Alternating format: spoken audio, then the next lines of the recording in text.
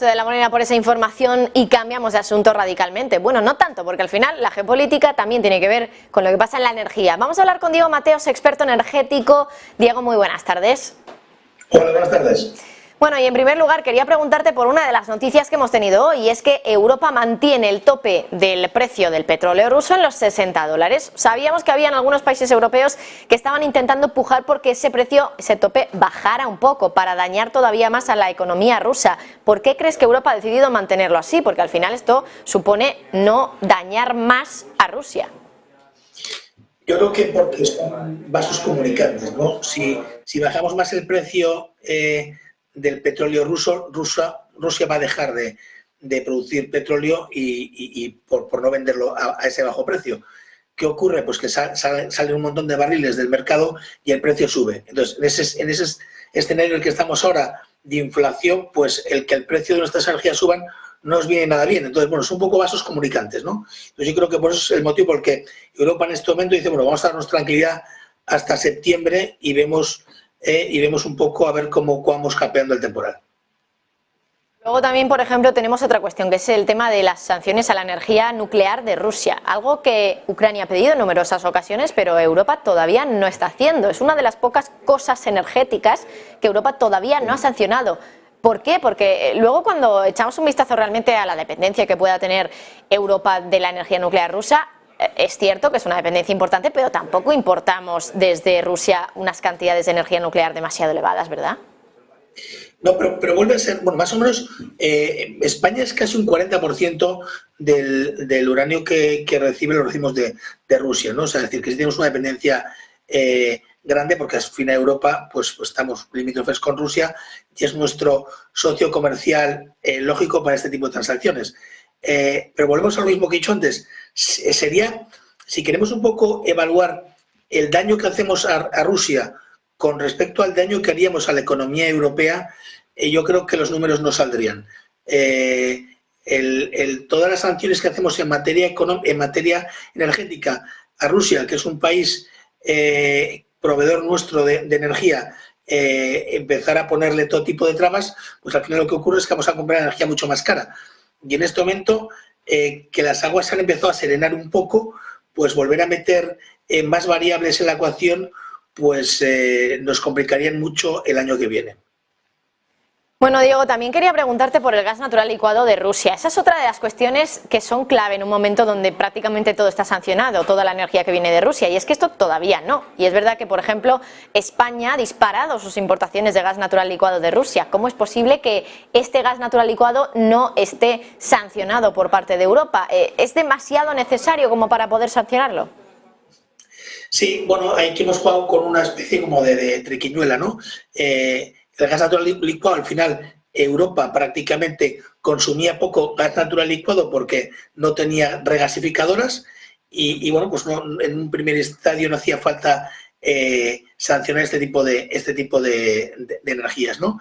Y lo cierto es que nos viene muy bien no sancionarlo porque al final estamos comprando, sobre todo España está comprando muchísimo GNL ruso, que es lógico que lo compre España porque es la que tiene las regasificadoras, ¿no? Y bueno, pues hemos conseguido pues sortear un poco el riesgo que teníamos de desabastecimiento de gas gracias a ese gas natural licuado. Es que si pensamos un poco, imaginaros que hacemos todo tipo de todas las sanciones, bajamos el petróleo a $30, prohibimos el GNL, prohibimos también el uranio enriquecido, pues tendríamos un problema energético en Europa importante. Con lo cual las sanciones, si las vamos haciendo, tendrían que ser ir haciéndolas poco a poco y siempre trabajando en un plan B a esa futura sanción que vayamos a establecer. Bueno, ya por último, Diego, quería preguntarte por el tema de la excepción ibérica. Es cierto que hemos conocido esta semana que España la ha conseguido extender, pero claro, de momento seguimos por debajo de ese precio tope en el gas, porque sabemos que los precios del gas han bajado mucho en los últimos meses. Entonces, ¿crees que la situación o la coyuntura actual podría derivar hacia una situación donde de nuevo esa excepción ibérica vuelva a tener sentido porque volvamos a tener unos precios por encima de ese tope? Pues bueno, aquí tenemos muchas incertidumbres, pero lo lógico sería que no tuviéramos que volver a tener que usar esa excepción ibérica. pero por si acaso no está mal haberlo prorrogado y hasta diciembre. Incluso hemos bajado de 70 euros megavatio al que íbamos a llegar ahora a mediados de año, hemos bajado a 65 euros megavatio, con lo cual la subida de ese tope del gas irá increciendo poco a poco, no tanto como hacerlo en estos 6 primeros meses del año.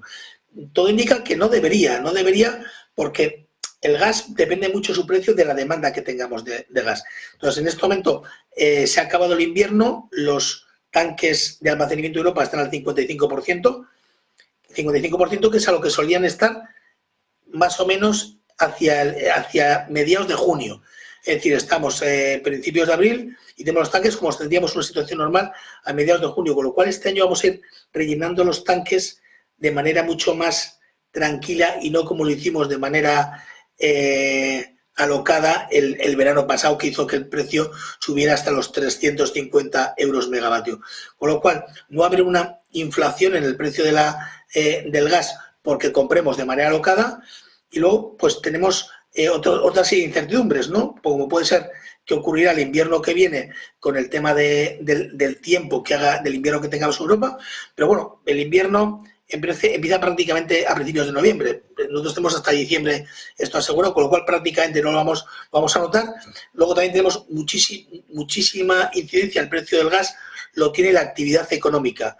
Es cierto que el año pasado, con los precios tan altos del gas, la actividad económica cayó, es decir, ahorramos muchísimo gas, porque muchas industrias que utilizaban, que eran intensivas en gas, no dejaron de producir porque el precio del gas estaba tan elevado que no salía rentable. Pero claro, ahora con este precio del gas medianamente barato, porque seguimos pagando el doble de lo que pagábamos hace 3 o 4 años, pero pagamos 3 veces menos de lo que estamos pagando hace un año. Entonces, ya no somos tan elásticos al precio, es decir, tenemos ya un precio medianamente asequible, 40 euros megavatio, y comparado con los 100 y pico del año pasado, pues nos parece muy barato, con lo cual no vamos a estar tan sumamente motivados para el ahorro. Es decir, el año que viene puede ser que consumamos algo más de gas, aunque por otro lado se puede reducir ese consumo más vía que tengamos una recesión y que la economía se hunda. Pero yo creo que todo apunta a que no tengamos que utilizar ese tope de gas. Bueno, pues Diego Mateos, experto energético, muchísimas gracias por estar con nosotros y por ahondar un poquito en estos temas energéticos. Gracias. Gracias a vosotros, un saludo. Bueno, y mientras tanto también hablamos de compañías concretas. Hoy